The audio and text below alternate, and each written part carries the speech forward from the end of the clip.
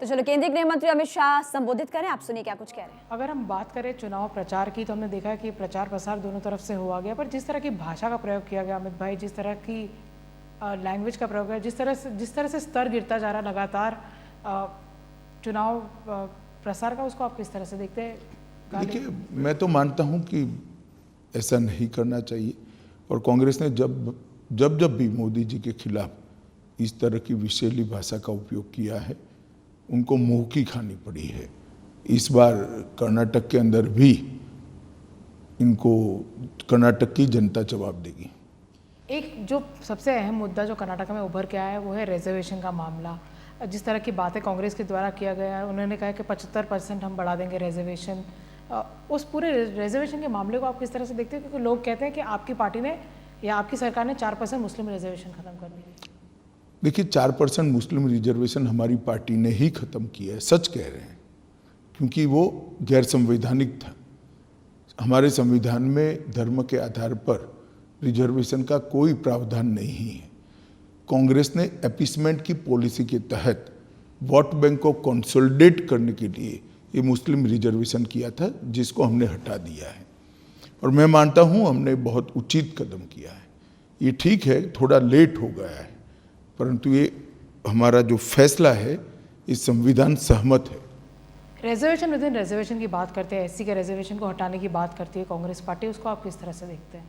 देखिए, reservation with in reservation हमने बहुत सोच समझ कर किया है। एक मधुस्वामी कमेटी बनी थी।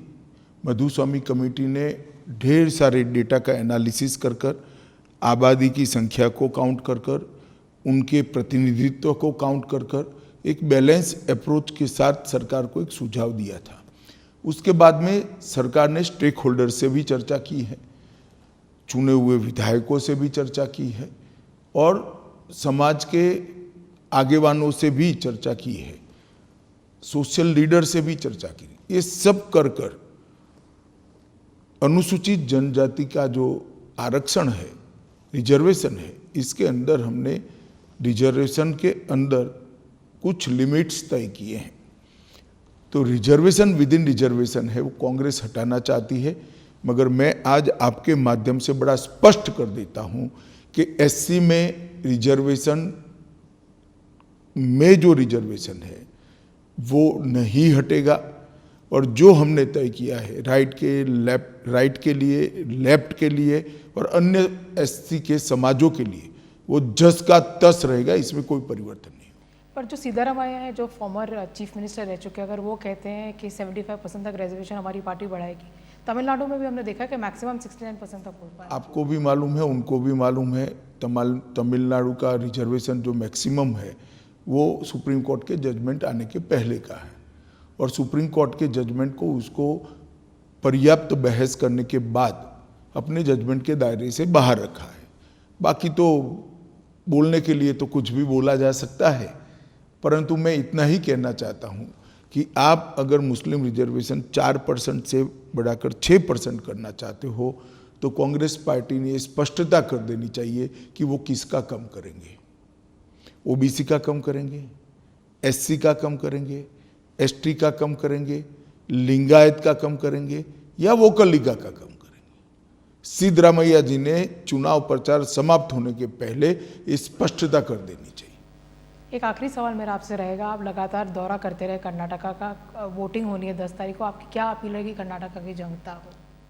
देखिए, मैं कर्नाटक की जनता को करबद्ध निवेदन करना चाहता हूं कि विगत 4 साल के अंदर पहले श्री येदियुरप्पा जी की और बाद में श्री बसवराज बोम्मई की सरकार ने ऊपर नरेंद्र मोदी जी की सरकार के साथ रहकर डबल इंजन सरकार के सारे फायदे कर्नाटक की जनता को पहुंचाया है।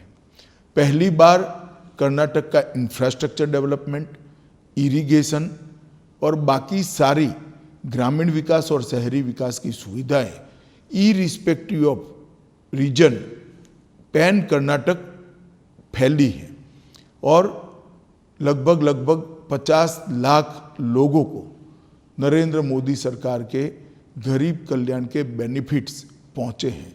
मैं 50 लाख लोग जब कहता हूं तब 50 लाख परिवार होते हैं। ये बहुत बड़ा फायदा नरेंद्र मोदी सरकार के नेतृत्व में डबल इंजन सरकार का नीचे तक पहुंचे। मैं एक ही उदाहरण कर्नाटक की जनता को देना चाहता हूं। प्रधानमंत्री किसान समृद्धि योजना के तहत जब सिद्धरामैया जी की सरकार थी, नरेंद्र मोदी जी ने लिस्ट मांगा था कि कितने किसानों को प्रधानमंत्री किसान समृद्धि योजना का फायदा कर्नाटक में दे सकते, इसका आप लिस्ट भेजिए। उन्होंने हमारा मजाक उड़ाते हुए सिर्फ 17 किसानों की लिस्ट भेजी थी। इसलिए उन्होंने लिस्ट इतनी छोटी भेजी थी कि उनको डर था कि अगर मोदी जी का हर साल चेक किसानों के अकाउंट में जाता है तो भारतीय जनता पार्टी की लोकप्रियता बढ़ेगी। जब येदुरप्पा जी मुख्यमंत्री बने, फिर से लिस्ट मांगी गई। येदुरप्पा जी ने 54 लाख किसानों की लिस्ट भेजी है और अब तक मुंबई सरकार और मोदी सरकार ने मिलकर 54 लाख किसानों को 15,000 करोड़ रुपया उनके सीधे बैंक अकाउंट में ट्रांसफर किया है। इसी प्रकार से सभी स्कीमों का फायदा डबल इंजन की सरकार होने से ही कर्नाटक की जनता तक पहुंच सकता है। ढेर सारे इरिगेशन के प्रोजेक्ट, ढेर सारे इंफ्रास्ट्रक्चर के प्रोजेक्ट्स हमने शुरू किए हैं, वो पाइपलाइन में है, इसको भी पूरा करना है। अतः मैं कर्नाटक के मतदाताओं को करबद्ध निवेदन करता चाहता हूँ, मोदी जी के नेतृत्व पर भरोसा कीजिए। हमारी कर्नाटक की सरकार एक समृद्ध, सुरक्षित और सभी प्रकार से संपन्न कर्नाटक की रचना करेगी। यही मेरा आपसे अपील है। खूब मतदान करिए, कमल के लिए मतदान करिए। धन्यवाद। तो केंद्रीय गृह मंत्री अमित शाह को आप सुन रहे थे और साफ तौर पर अपील करते हुए नजर आए कि आप भाजपा प्रत्याशियों के पक्ष में आप वोट कीजिए। और इसी के साथ साथ उन्होंने कहा कि धर्म के आधार पर आरक्षण, रिजर्वेशन नहीं होना चाहिए, ये भी उनकी तरफ से बात क्लियर की गई। कांग्रेस ने प्रधानमंत्री के खिलाफ अपशब्दों का इस्तेमाल किया है और साथ ही कहा कि जनता के दिल में बीजेपी है। केंद्रीय गृह मंत्री अमित शाह को आप सुन रहे थे और कहा कि मुस्लिम आरक्षण गैर संवैधानिक है, यानी कि धर्म के आधार पर रिजर्वेशन नहीं होना चाहिए।